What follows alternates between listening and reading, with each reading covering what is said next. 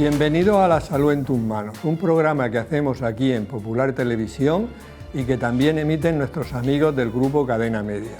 Hoy vamos a hablar de las enfermedades en el embarazo. Como sabéis, el embarazo es un proceso fisiológico, pero a veces se pueden producir enfermedades específicas del embarazo, como pueden ser la preeclampsia o la eclampsia. Otras veces una mujer que es hipertensa se queda embarazada o bien se le diagnostica una hipertensión en el embarazo. De todo esto vamos a hablar en este programa, vamos a ver si podemos prevenir estas enfermedades y en el caso de que no sea así, vamos a ver cuáles serían los tratamientos más adecuados. Para todo ello tenemos en el plató a Juan Luis Delgado, jefe de sección de obstetricia y responsable de la unidad materno-fetal en La Risaca. Muchas gracias por venir, Juan Luis. Buenas tardes, Juan. Gracias por invitarme. Y Pepe Avellán, José Avellán, director de la Cátedra de Riesgo Cardiovascular de la UCAM y presidente de la Sociedad Murciana de Hipertensión. Muchas gracias, Pepe, por venir. Muchas gracias a ti por invitarme, Juan. Muy bien.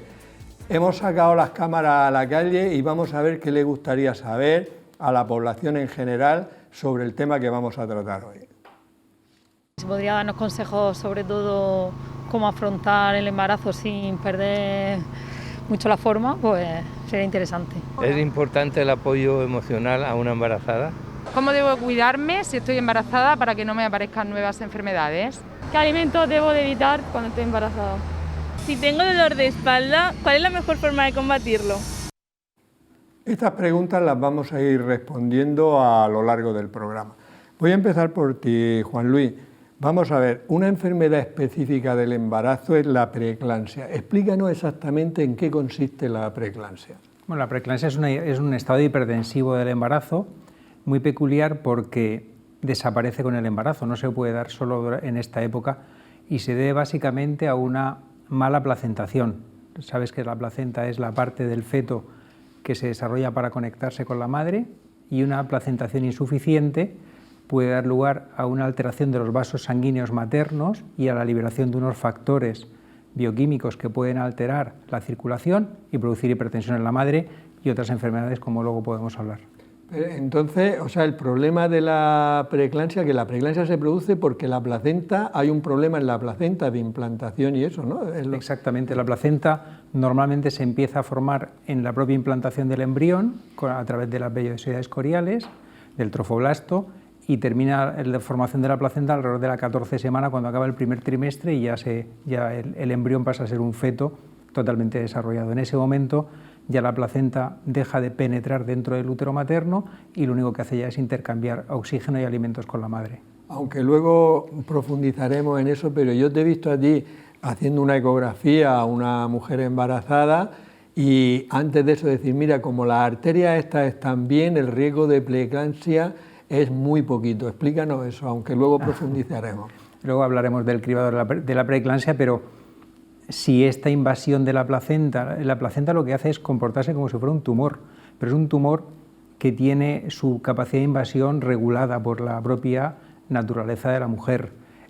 Lo que hace es invadir los vasos sanguíneos de la madre, rompe las paredes del músculo de las arterias uterinas de la madre, las arterias espirales que están dentro de la pared uterina, y eso favorece que el intercambio de la sangre entre la madre y su hijo sea un intercambio fluido sin apenas resistencia vascular. Entonces lo que medimos son las resistencias de los vasos sanguíneos del útero, vale. Como precursor o como predictor de esa posible enfermedad. Muy bien, luego profundizaremos porque es un tema muy interesante. Pepe, tú eres de los que más sabes de España de hipertensión. No lo digo lo digo porque de verdad tú perteneces a la SELA, a la Liga, que son sociedades de hipertensión en España, ¿no? Contigo vamos a hablar sobre todo, aparte de lo que tú quieras, de hipertensión, ¿no? Lo primero que te quiero preguntar es ¿qué porcentaje de mujeres embarazadas pueden tener la tensión arterial elevada? Bien, diríamos que los estados hipertensivos o la patología hipertensiva durante el embarazo viene a ser entre el 5 y el 10% de todos los embarazos se suele presentar problemas de hipertensión arterial. Esto es una de las causas que más preocupan a los médicos, a los obstetras y a los hipertensiólogos, porque del no control de esta patología hipertensiva se pueden derivar serias consecuencias para la madre y para el feto. O sea que el 5 o 10% de mujeres, por decirlo de alguna manera, absolutamente normales, van a desarrollar hipertensión en el embarazo. Caminan con hipertensión durante el embarazo, porque también hay hipertensas que se quedan embarazadas. Sí, de esas hablaremos Es decir, después. yo me refiero a todas las circunstancias que rodean la hipertensión durante el embarazo, en según qué casuísticas o estadísticas te dicen que están entre el 5 y el 10%. Muy bien. Juan Luis, ¿hay alguna manera de prevenir la preeclampsia? Sí, actualmente sabemos que hay una manera de prevenirla y es dando aspirina a dosis muy bajas a las mujeres desde el primer trimestre, pero solo en el grupo de mujeres que tienen alto riesgo de preeclampsia. Se ha visto que las medidas que se usan a nivel general, a toda la población, fracasan. Fracasan porque no se cumplen estas medidas.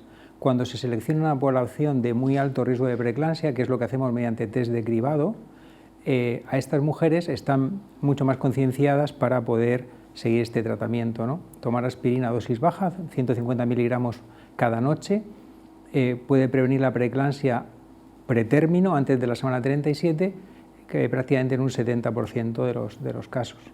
Ha dicho una cosa muy interesante. Y la ha dicho así de paso. Sí, como dejándola caer. Que era de noche. De noche. De noche. Vale. Porque hay un estudio que hizo Hermida, que es uno de los que más han estudiado los ciclos de la hipertensión y demás, que demostró que realmente la aspirina previene, sobre todo cuando se daba por la noche. Es curioso que sea un trabajo de impacto mundial y se ha hecho por un grupo español, de Galicia. Es muy curioso, un estudio cronobiológico de la acción de la aspirina a lo largo del día. Hace más efecto al acostarse que el resto del día. Sí, ahora que lo dices, recuerdo yo haberlo leído en el Medicina Clínica, lo leí yo hace un montón de años, efectivamente. Cuando no hablaban de la preeclampsia, hablaban de las personas con infarto, y cuándo era mejor tomarla, si por la mañana o por la noche, y efectivamente son de los primeros estudios de la cronobiología, que son...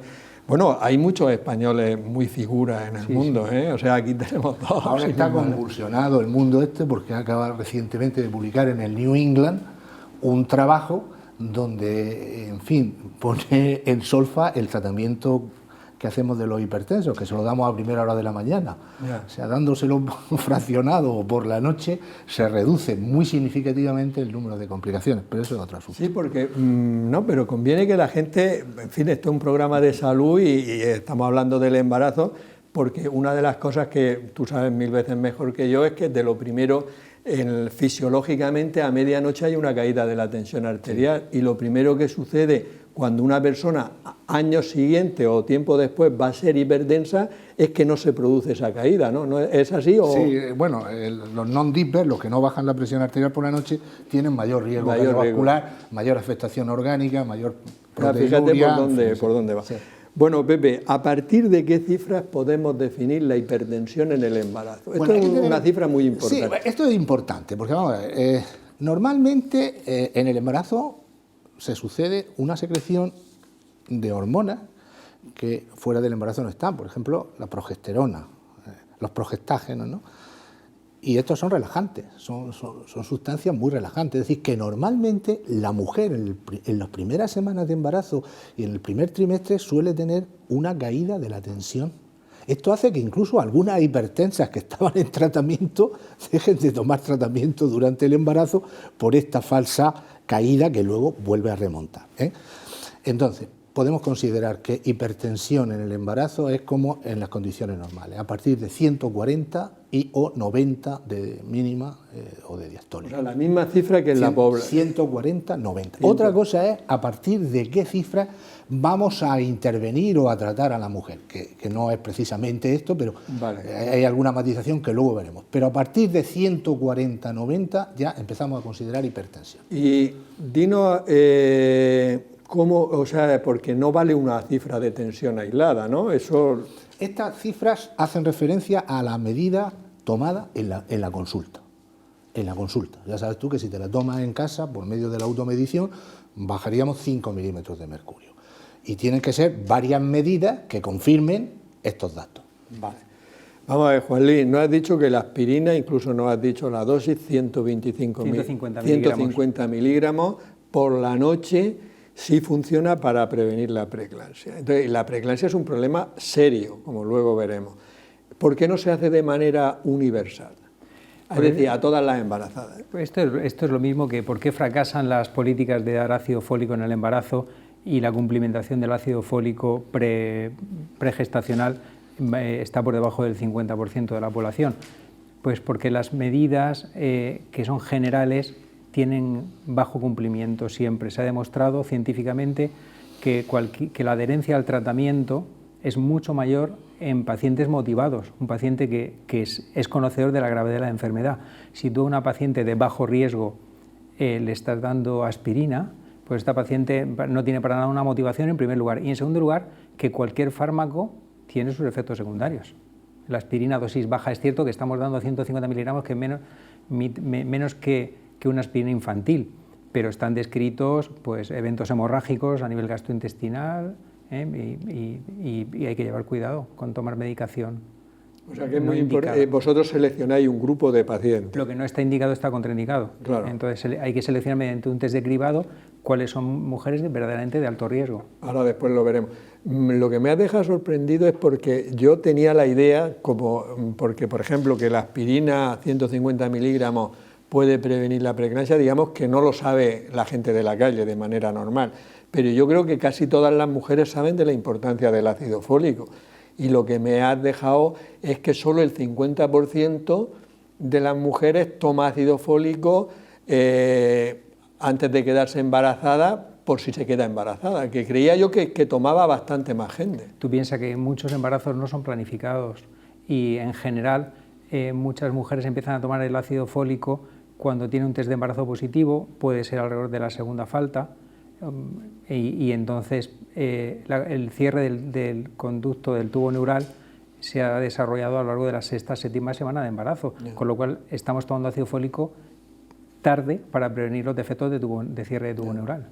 Lo ideal sería empezar 3 meses antes. Claro, en este programa, una vez que hablamos del embarazo en plan fisiológico, uno de los consejos que se dieron es que toda mujer en edad fértil que tenga relaciones sexuales y no utilice métodos anticonceptivos tiene que tomar ácido fólico. Eso es correcto. Correcto. Muy bien, Pepe, ¿cómo en el embarazo, vosotros que sois muy aficionados a las clasificaciones, dinos cómo clasificáis la hipertensión, los tipos que existen y por qué hacéis la clasificación? Bueno, vamos a ver, es diferente un poco a lo que fuera del embarazo, ¿no? Podíamos establecer desde un punto de vista de gravedad, según la gravedad de la hipertensión, podíamos subdividirla en una hipertensión menos grave, no me gusta llamarla leve, es una hipertensión menos grave, que sería aquella que está en una cifra de sistólica o de máxima entre 140 y 159, y de diastólica entre 90 y 109. Eso sería una hipertensión, digamos, tolerable. Hipertensión, desde este punto de vista grave, sería toda presión arterial mantenida que sea igual o superior a 160/16 de máxima o, no tienen por qué ser las dos, puede ser una, pueden ser las dos o la diastólica, igual o mayor a 110 de diastólica. Eso desde el punto de vista de la gravedad, con arreglo a lo que dice la Sociedad Europea de Hipertensión.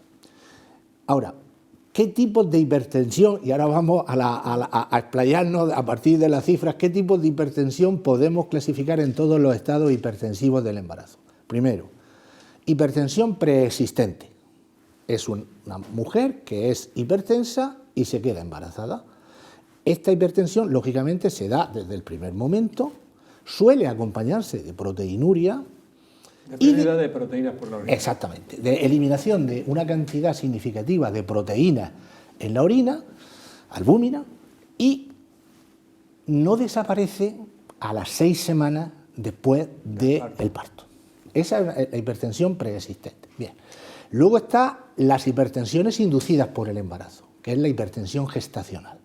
Esa hipertensión gestacional suele ocurrir después de la 20 semana de gestación, y suele desaparecer a las 6 semanas, antes de las 6 semanas de que se ha producido el parto. Luego es una hipertensión ligada a la situación del embarazo.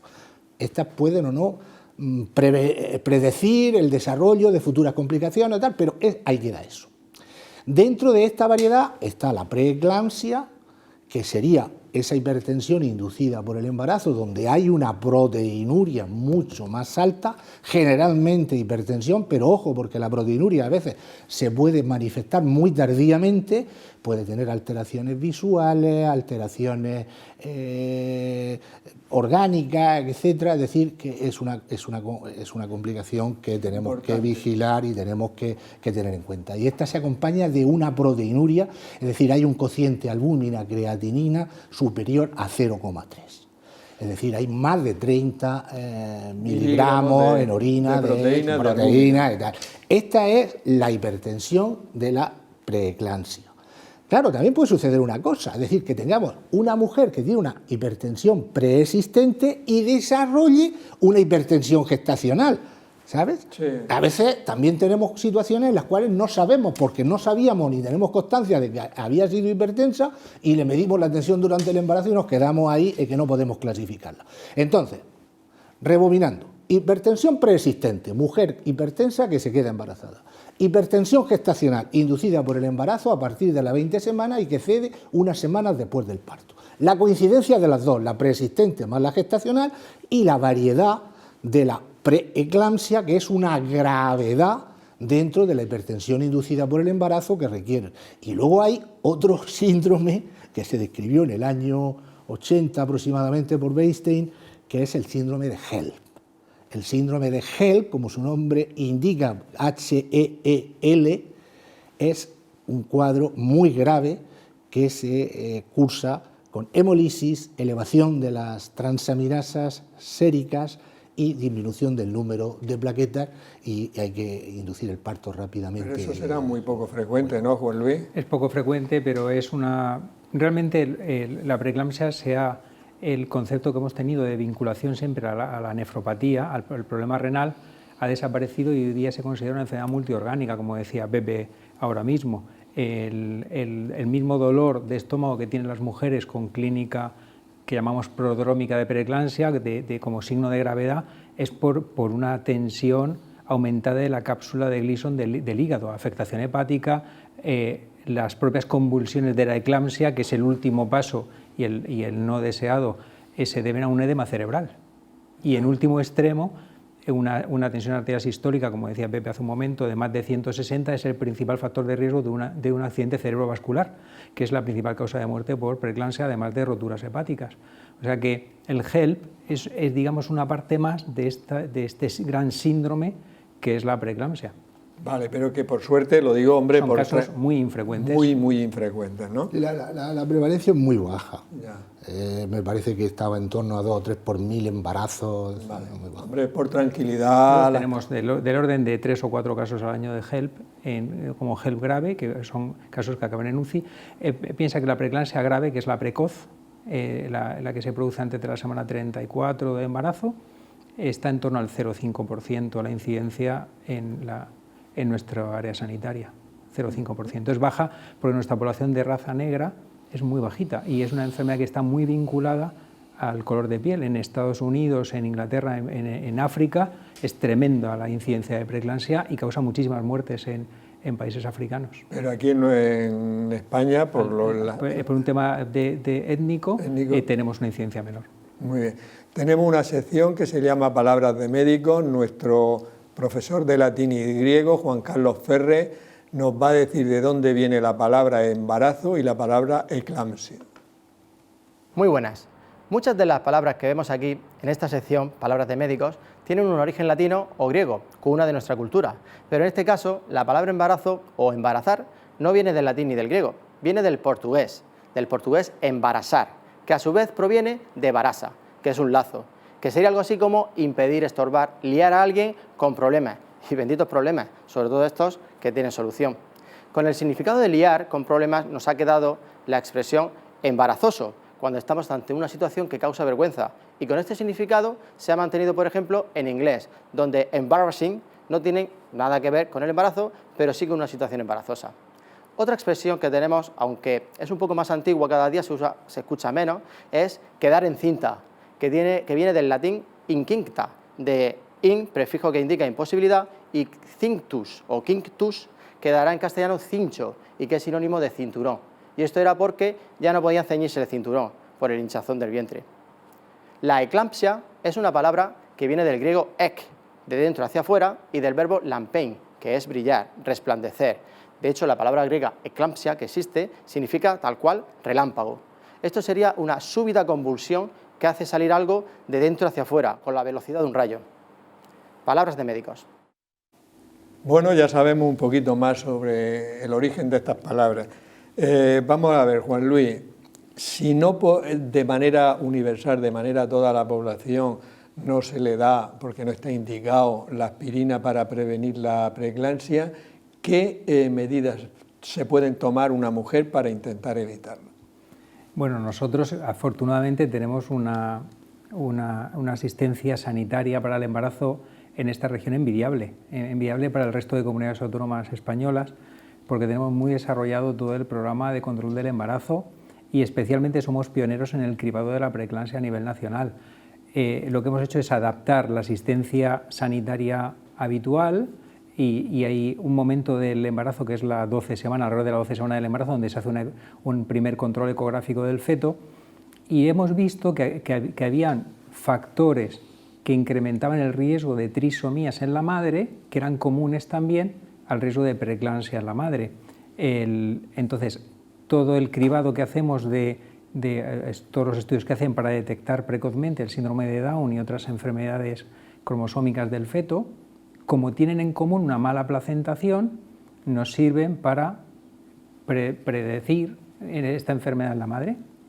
Y hay factores bioquímicos, la placenta produce unas alteraciones, una producción alterada de hormonas al torrente circulatorio materno, la beta-HCG y la PAPA están alteradas para las trisomías, pero también están alteradas en la preeclampsia, y este mismo análisis nos sirve para ver esto.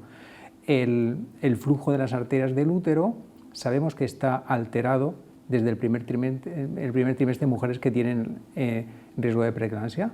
También los factores maternos, una buena anamnesis, una buena historia clínica de la paciente es fundamental.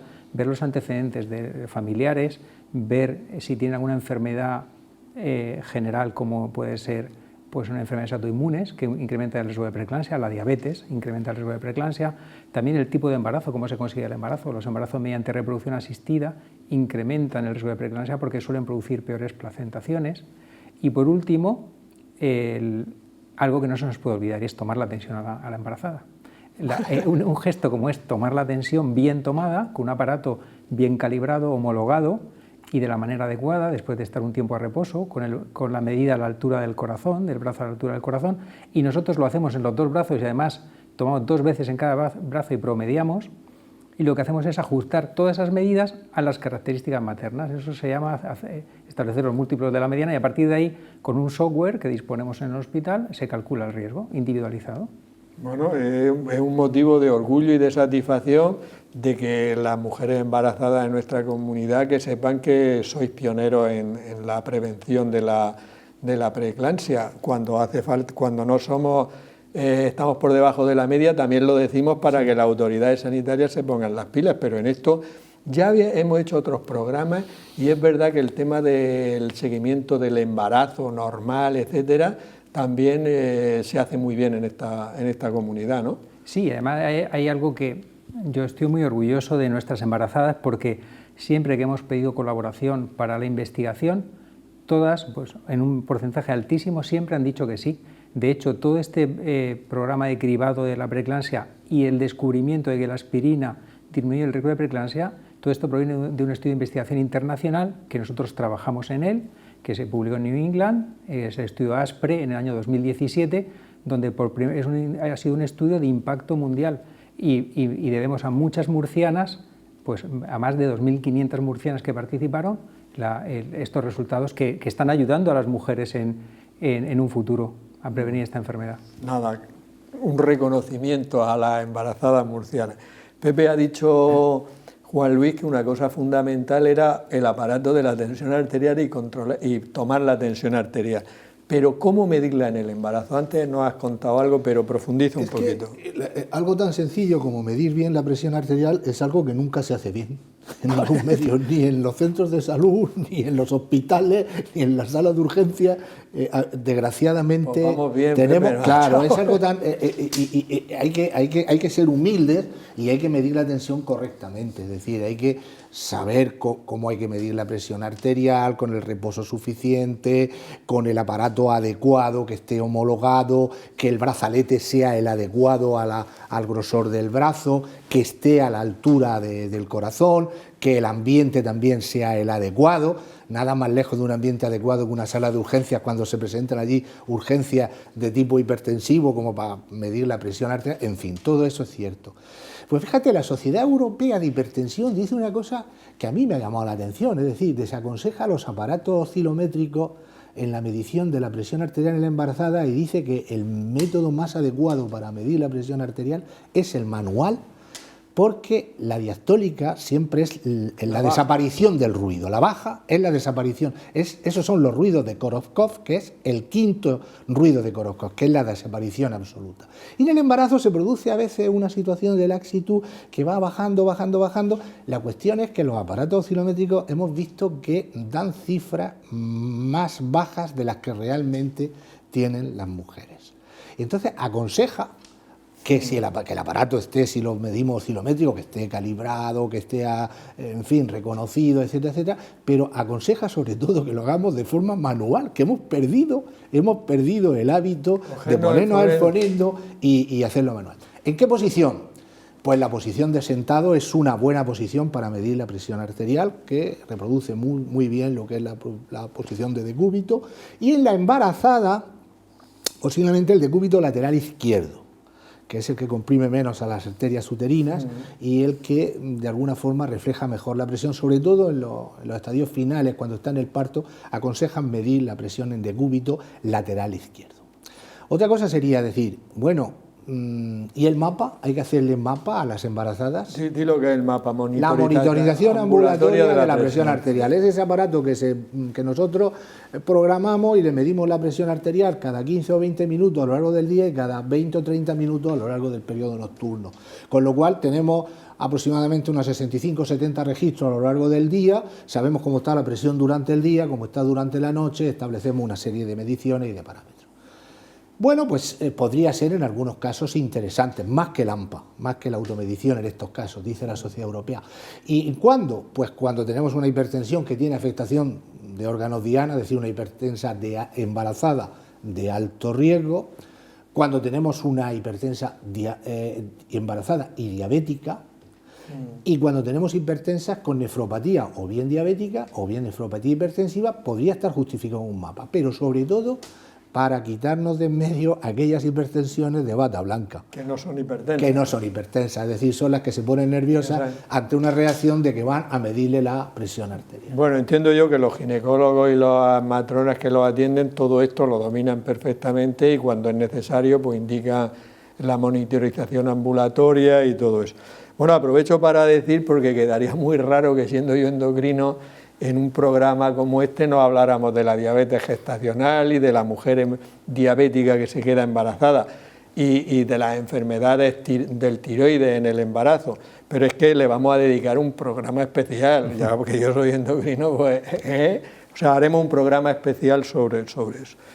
Vamos a ver, Juan Luis, ¿por qué se produce un parto prematuro? ¿Qué condiciones, qué circunstancias favorecen la existencia de un parto prematuro? Bueno, ahora mismo, este año acabamos de publicar en la SEGO, hace menos de un mes, el protocolo actual nacional para el manejo del parto prematuro.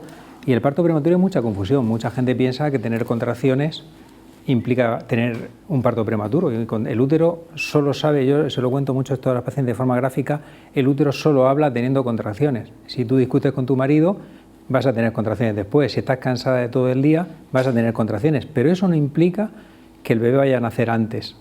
Un parto prematuro implica un proceso, sobre todo inflamatorio, se sabe hoy, a nivel de la decidua. La decidua es la conexión entre las membranas de la bolsa y la placenta y la madre.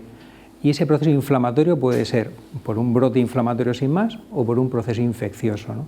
Entonces, hoy día sabemos que el parto prematuro no es algo tan simple como tengo contracciones, me tomo unas pastillas y se me quitan, o me tumbo y hago reposo y se va. Esto no es así, tú puedes estar a reposo y tener un parto prematuro. Entonces el concepto de parto prematuro es otro concepto que también influye, es algo sindrómico, que quiere decir que afecta a muchos órganos, a muchas circunstancias y a muchos factores etiológicos, ¿no?, causantes de este problema. Pero una mujer, yo me ha quedado muy claro que la única manera que tiene el útero de hablar es contraerse, ¿no? Y que cuando discutes con una persona o te altera el útero, se contrae. Pero cuando una mujer embarazada tiene que darle valor a esas contracciones y decir, esto no es de una discusión, esto es algo más fuerte. Sobre todo cuando se producen modificaciones del cuello del útero. Las modificaciones del cuello de útero, lo normal es que te atienda un especialista y te explore o te mida el cuello del útero, que se hace mediante ecografía transvaginal, pero sobre todo signo de alarma es mujer que tiene contracciones regulares, aunque no sean dolorosas, y mancha un poquito sonrosado, nota que algo está pasando ahí, ¿no? Porque tener contracciones sin más y no manchas quiere decir que el cuello de útero no se está modificando, ¿no? Pero ante la duda, ante una sospecha de una amenaza de parto prematuro, hay que acudir a urgencias para poder medir el cuello del útero, porque eso es lo que nos va a dar el riesgo real. A lo mejor es una simple infección de orina, que es la causa principal de contracciones antes de tiempo, la que está causando esto.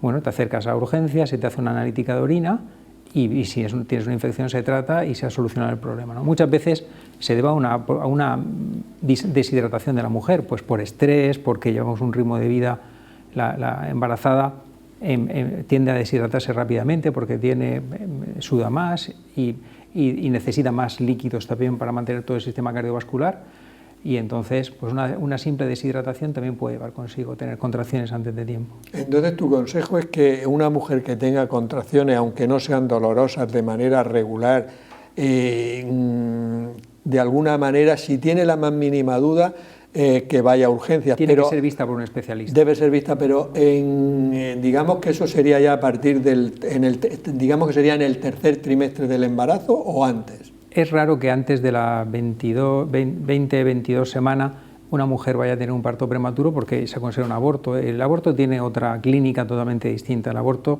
se acompaña de sangrado importante. Normalmente una mujer por debajo en el segundo trimestre, cuando tiene contracciones, sangra ostensiblemente, y es un motivo de alarma y tenemos poco que hacer ante una situación de este tipo que se precipita, ¿no? El parto prematuro sí tiene fármacos que pueden frenar durante un tiempo, luego diremos por qué, solo durante un tiempo estas contracciones para permitir hacer ciertas acciones sobre la madre. Muy bien. Vamos a ver, Pepe, ¿qué pruebas de laboratorio habría que hacer a una mujer para evaluar correctamente una hipertensión durante el embarazo? ¿Habría que hacer algunos análisis, algunas pruebas? Bueno, no son especialmente sofisticadas generalmente y están dentro del alcance de la mayoría de los sitios donde se presenta un embarazo. A lo mejor algunas matizaciones en este caso se habría que hacer. Por ejemplo, orina. Un análisis de orina nos puede determinar la presencia de proteína. Con una tira, si es positivo, pues entonces... Soy un buen alumno, Pepe, eres profesor, soy un buen alumno. ¿Qué proteína? Pues entonces estamos en condiciones de establecer el cociente albúmina-creatinina, que si es mayor de 0,3 gramos en orina de 24 horas, pues aquí ya tenemos una proteinuria muy significativa. Entonces, un análisis de orina, que aparte de ver si hay infecciones y demás, nos puede ver los elementos anormales estos, como son la presencia de proteína. Sangre, un recuento sanguíneo para ver si hay una anemia del tipo que hay, por anemia en la embarazada suele haber una anemia por dilución, etc. Un hematocrito, una creatinina sérica, es muy importante. Fíjate, aquí adquiere especial importancia los niveles de transaminasa. Generalmente en una hipertensión no, pero aquí sí, por si hay afectación multiorgánica. Que te pregunta, ¿qué es eso de la GOT y la GPT? Exacto, la GOT y la gamma GT. Y la gamma GT. Pues aquí hay que determinarlas por ver si están elevados, porque sabes tú que en algunas situaciones de estas graves se afectan. Y hay otra cosa importante, que es el ácido úrico. Todavía no ha salido a la palestra y aparece ahora. El ácido úrico en una embarazada con elevación de ácido úrico, sobre todo a partir de un estadio medio de embarazo y demás, indica mal pronóstico. Mal pronóstico porque es un predictor muchas veces de preeclampsia. Entonces el ácido úrico hay que monitorizarlo en las embarazadas.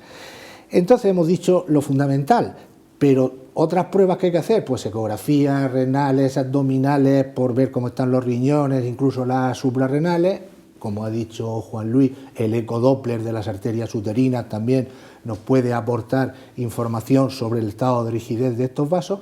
Y hay una prueba bioquímica que detecta la posibilidad de desarrollar preeclampsia, que es un cociente de una proteína que es la tirosinquinasa, FMS, partido por el factor de crecimiento placentario.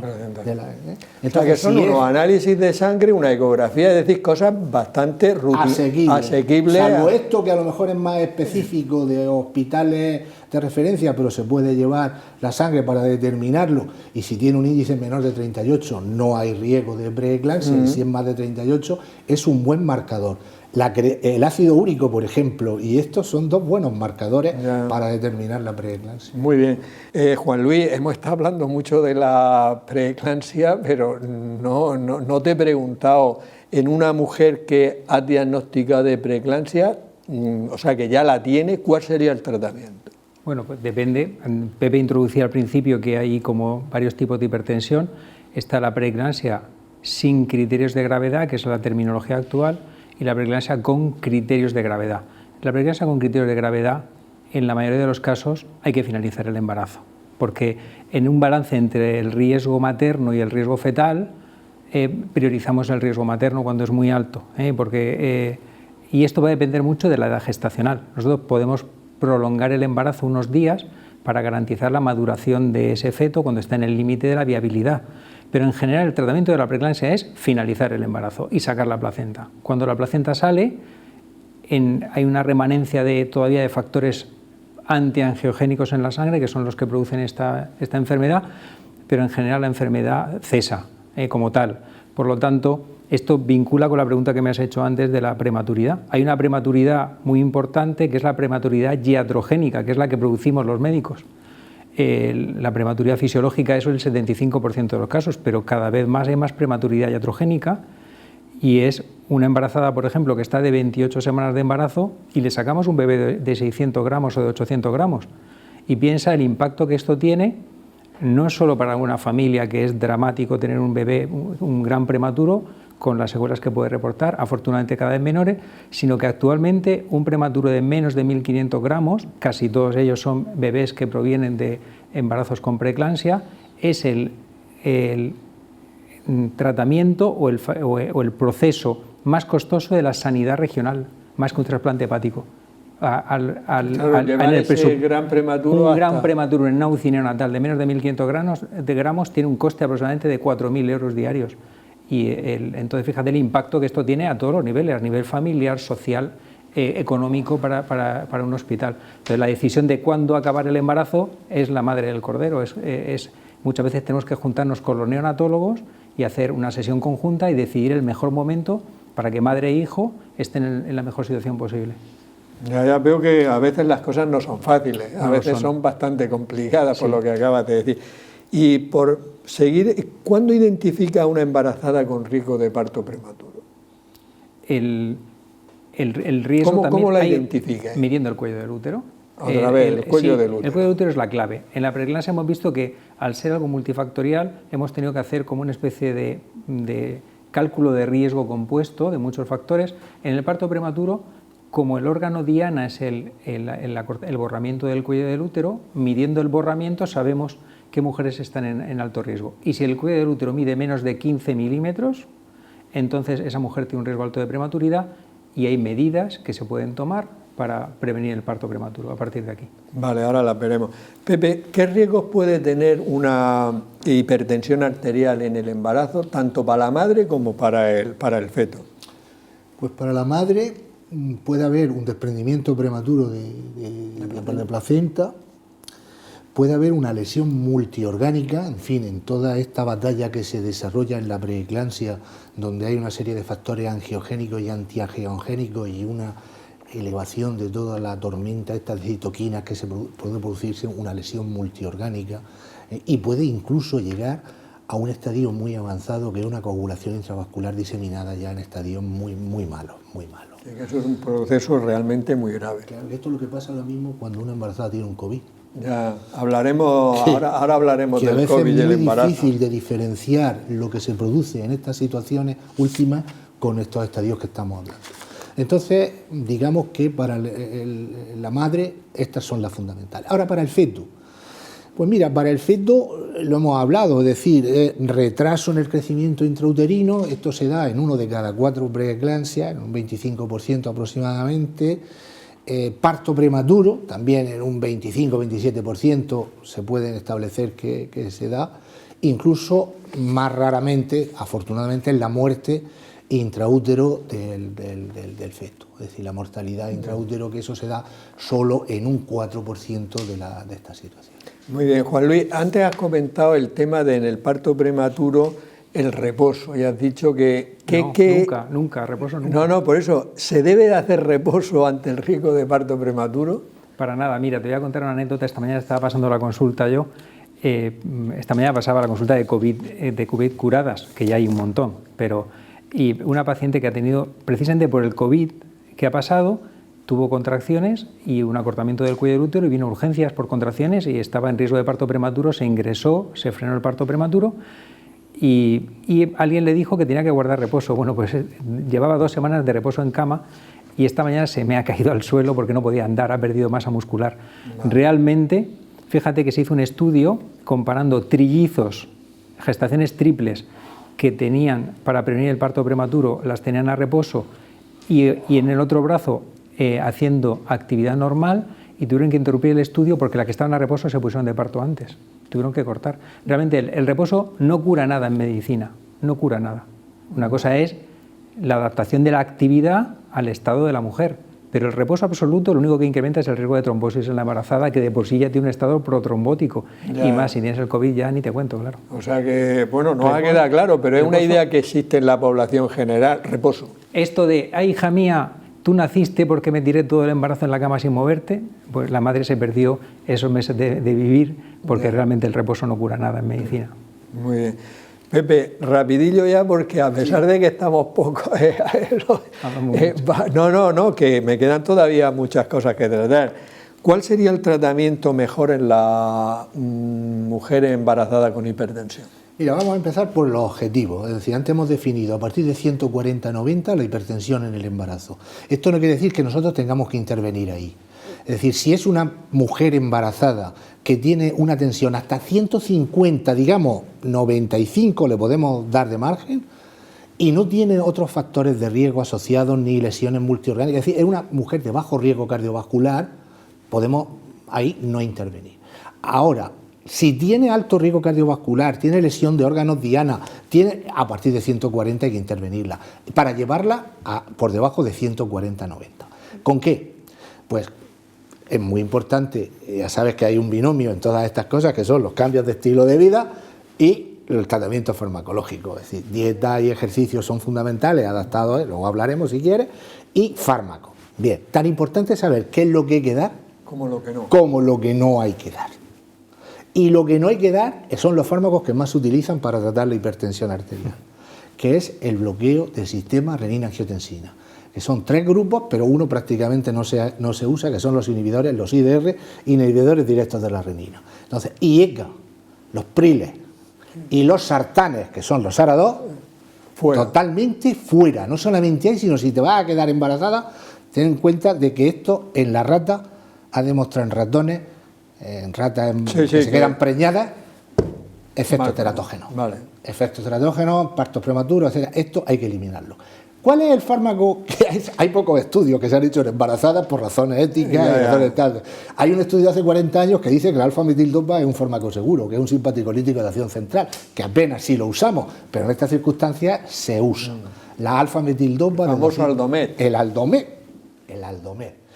No se debe de usar el atenolol como beta bloqueantes. Los beta bloqueantes tienen un riesgo, producen fetos de más bajo peso y además produce bradicardia, y puede producir bradicardia importante en el feto, porque se pasa al feto y puede complicarnos la cosa.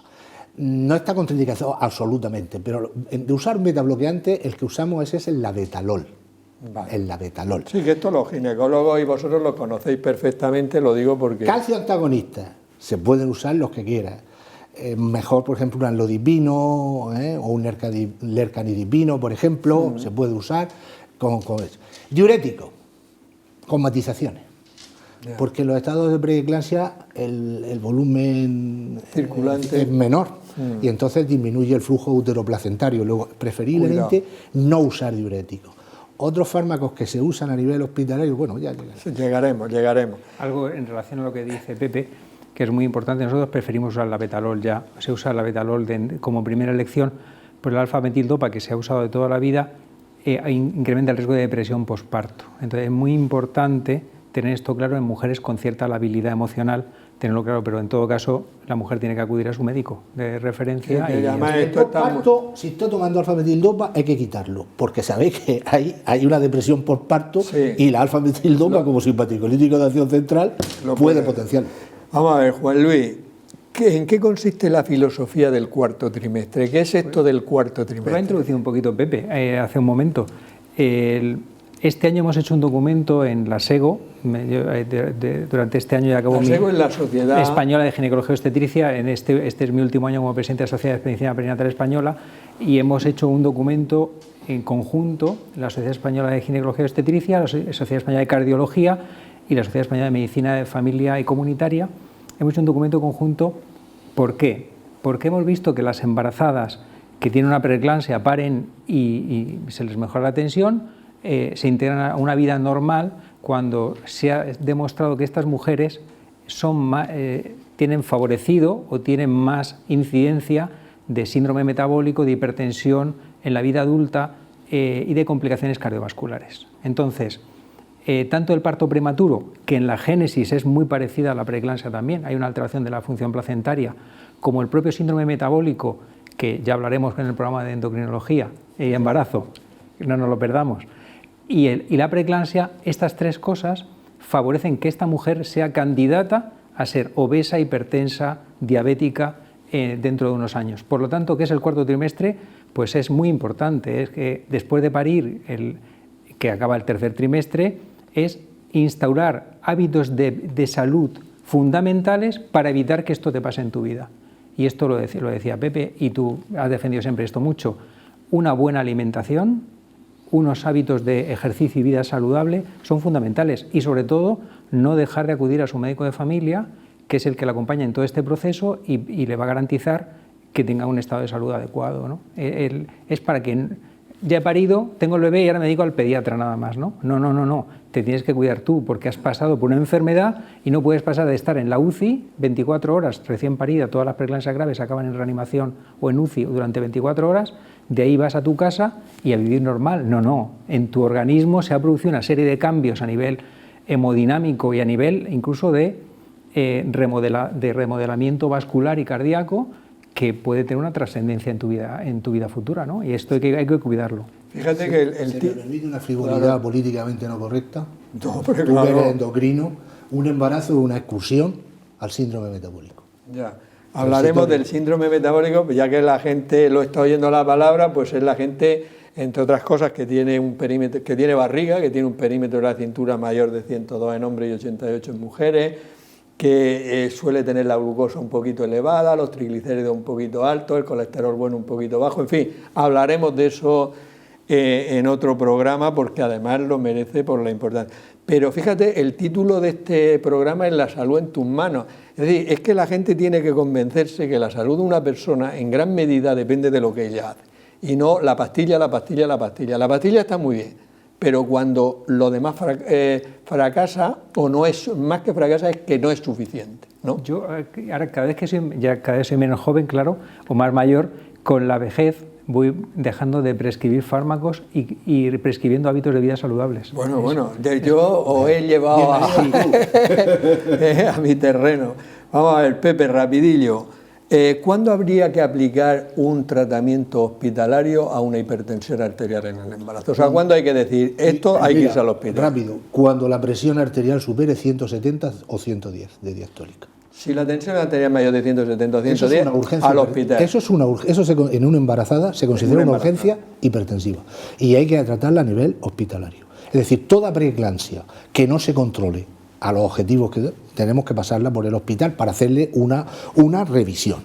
cuando hay sospecha de síndrome de Gel. Es decir, cuando los análisis nos dicen, oye, que las transaminasas se han ido por arriba, que el ácido úrico se ha ido para arriba, que las plaquetas se han venido abajo, que está sangrando, es decir, al hospital. Es decir, que hay, y luego ya los tratamientos hospitalarios yo creo que a la gente le interesa menos. Poco. Vale. Poco porque se hacen allí... Ahí no se puede usar el nitroprusiato. Sí, que lo utilizamos en el feobromocitoma. Pero ahí no, porque tiene riesgo de cianuro perfecto. Vale. Hay mejor el uroapidil, luego la hidralacina tampoco. O sea, que esos fármacos los... Tenemos que hablar del COVID. Vamos a ver, porque Juan Luis, tú además participas en el documento que ha hecho el Ministerio, ¿no?, sobre el COVID en el embarazo, ¿no? Lo primero, Juan Luis, ¿hay muchas mujeres embarazadas que tengan COVID? Pues te voy a decir, en la primera oleada tuvimos 10 embarazadas y yo cada día tengo una media de 10 interconsultas de primaria, la mayoría de ellas por COVID. Si no, llevamos ya 50, 60... El sábado parieron 5 embarazadas con COVID positivo en la Risaca. O sea que ahora mismo... Las cifras son elevadísimas, son, ¿no? Muy elevadas. Ahora mismo, si me contaban... Hoy le he preguntado a todas, porque tenemos una consulta específica para las embarazadas con COVID, hoy le he preguntado a todas cómo lo has cogido. Y algunas no lo sabían, pero la mayoría dice, es que tuvimos una comida familiar, o me fui a visitar a mis padres y me lo pegó mi padre, que a su vez se lo había pegado no sé quién. Y esto es trascendente. Hasta que no te toca, no te das cuenta de las cosas que hemos hecho mal, porque pensamos que no vamos a coger la enfermedad. Sobre todo con los familiares y con los amigos, pensamos que en fin, los familiares... Como es mi familia, no me lo va a pegar. Y si es amigo, tampoco. ¿Pero el embarazo empeora el pronóstico del COVID? El embarazo lo que supone es, por aumento del fondo uterino y el aumento del diafragma, una disminución de la reserva respiratoria de la embarazada. Entonces, una embarazada con COVID asintomático o oligosintomático, que llamamos, con muy pocos síntomas, pues es como un catarro, una gripe realmente, y los tratamientos pues son los mismos que con un cuadro gripal, paracetamol, pues estar en casa en aislamiento y poco más, eso es tratamiento sintomático. Pero realmente, cuando una embarazada tiene una neumonía por COVID, el manejo es muy complicado porque tenemos una disminución de capacidad respiratoria, de ventilatoria de esta embarazada, y muchas veces hay que sacar el feto. En los casos graves tenemos que sacar el feto para poder atender adecuadamente la UCI a estas embarazadas, ¿no? Y ya tenemos casos graves en Murcia, por desgracia, en el embarazo. Entonces, ¿Y una mujer embarazada que se infecta por COVID lo puede transmitir al feto o no? Aunque se han descrito algún caso, pero son casos excepcionales, de miles y miles de embarazadas en el mundo actualmente con que están pasando COVID. Lo que sí sabemos es que de la primera oleada, las embarazadas que han parido, tanto la embarazada como el bebé han parido con una PCR de COVID negativa, pero los bebés tenían inmunoglobulina G positiva, tenían anticuerpos frente al COVID, que eso se ha transmitido la madre a través de la placenta, ¿no? Entonces esto es algo bueno no sabemos cuánto tiempo. Las defensas frente al COVID. No sabemos cuánto van a durar en los neonatos, y ahora mismo tenemos a todos los neonatólogos haciendo pruebas a estos niños, porque al principio era una excepción, ahora ya es una rutina de todos los días, donde hay ya compañeros dedicados solo a ver embarazadas con COVID, solo a ver a los neonatos con COVID, con madres de COVID, ¿no? de partos con COVID. Entonces, defensas cuando la infección es antigua, cuando la infección es reciente, la mujer está con COVID activo pariendo, el recién nacido nace sin defensas, pero con PCR también negativa. Los contagios de los recién nacidos suelen ser por contacto entre la madre y el bebé, o un familiar y el bebé. No porque sea transmitido a través de... Por eso también hay que tener ahora mucho cuidado, ¿no? Higiene, sobre todo para la lactancia materna. Sabemos que la lactancia, ahora mismo estamos en un estudio de investigación, sabemos que están apareciendo inmunoglobulina A en la leche materna, y esto son muy buenas noticias, porque esto implica transmitir defensas a los recién nacidos a través de la leche materna. La lactancia en madres con COVID, pues con medidas de higiene, con mascarilla, pero no está contraindicada, todo lo contrario. Porque le pasas defensas. Muy bien. Pepe, tú que eres un experto en hipertensión, al principio del COVID hubo mucha historia con los fármacos que tú has citado antes, que más se utilizan en el tratamiento de la uno de los que más, los IECA, porque se hablaba de que si estos fármacos hacían que el COVID fuera más grave. Pero bueno, sacasteis una nota diciendo que no. Cuéntanos eso, porque se sabrá más cosas ahora. Sí, se hablaba de suspender los tratamientos, sobre todo con IECA, porque el virus parece ser que se fija en los receptores de ECA2 y entonces esto podía estar relacionado y demás. Realmente no se ha visto que el tratamiento antihipertensivo haya que retirarlo. Es decir, las sociedades internacionales lanzaron informes después de hacer unos estudios seriados viendo que realmente había más riesgo quitando los tratamientos que dejándolos, con lo cual no hay que modificar para nada los tratamientos antihipertensivos en pacientes que estén con la enfermedad. Muy bien, pues en fin, todavía podríamos seguir el programa porque quedan temas interesantes, pero ya se nos ha cumplido el tiempo. Me gustaría que diera ahí un último mensaje sobre todo el tema que hemos estado tratando, sobre todo de la prevención de todas estas enfermedades. Juan Luis.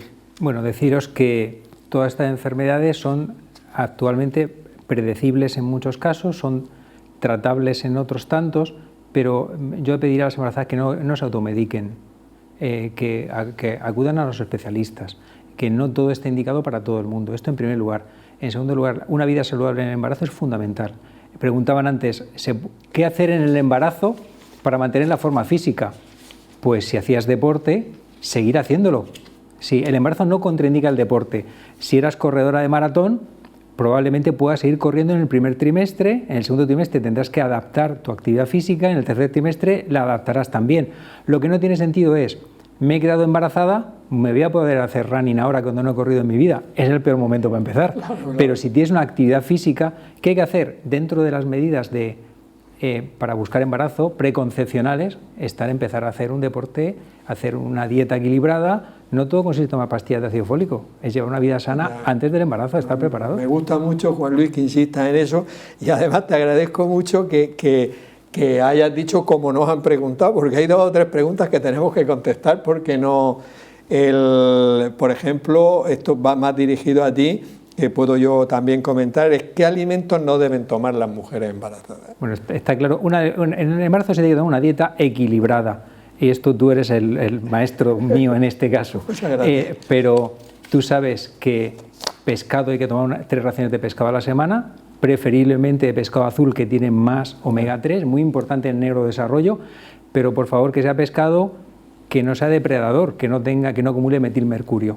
Ya sabéis que los pescados que acumulan metilmercurio lo sabemos. Yo creo que en Murcia estamos muy educados por ti y por estos programas, sobre todo el emperador, el pez espada, el cazón, el calamar, que nadie piensa que es un depredador, el calamar tiene mercurio también, el atún, pero el atún lo puedes sustituir por bonito, que es un pescado muy sano, y pescado pequeño azul, que es riquísimo, la caballa, la sardina, el boquerón, y luego el salmón es un pescado riquísimo, sanísimo y sin mercurio, con mucho omega 3. O sea, y con las carnes, pues con la dieta habitual de carnes, sin especias, sin grasa, y cocinándolas bien, nada más, fruta y verdura y bueno, siempre está el tema del jamón, que de entrada decimos que no, y luego pues que cuando tomen lácteos que sean, o sea, que hayan sido pasteurizados todos, es decir, todo eso. En la dieta, por lo que a mí me respecta, no debe ser hiposódica. No debe ser con sal normal. Debe ser con sal normal. Es muy importante. Sí, esto es muy importante. Sí, porque como aumenta el volumen circulatorio, tienen que tomar su sal. Y te iba a preguntar... Por eso el jamón no está contraindicado. ¿Por qué va a estar contraindicado? Bueno, pero... El jamón tiene efectos beneficiosos, tiene péptidos bioactivos que bloquean la enzima conversora de la angiotensina. En general, el jamón curado, los últimos estudios, jamón curado, lomo curado, que es carne en salazón, cuando está curada, y esto implica más de un año de curación, el riesgo de adquirir tosoplasmosis es muy bajo. Y la incidencia o la prevalencia de tosoplasmosis en la región de Murcia es excepcional. Ya. Es cierto que aquí podemos estar tranquilos. Pero esto las mujeres siempre lo dicen. Es la pregunta del millón. Y Pepe, hay una pregunta que además tú lo has comentado, porque alguien nos ha dicho que cómo afrontar el embarazo sin perder la forma, y tú has dicho, es que en el embarazo hay que engordar. En el embarazo hay que engordar, claro. Es decir, en el embarazo... No hay que engordar, es más de lo que se debe. No soy yo, estando aquí, el que tiene que responder, pero creo que en torno a 11 kilos se puede tolerar, de 11 a 15 kilos en un embarazo, es decir, 1 kilo, kilo y medio en el primer trimestre, unos 5 kilos en el segundo y otros 5 kilos en el tercero, aunque se parta de un sobrepeso u obesidad, es decir, que esto hay que tenerlo en cuenta.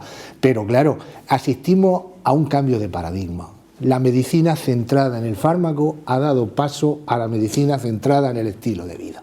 Ya. Y entonces... Sí, por fin. Claro, entonces adquiere mucha importancia el cuidarse manteniendo un estilo de vida saludable.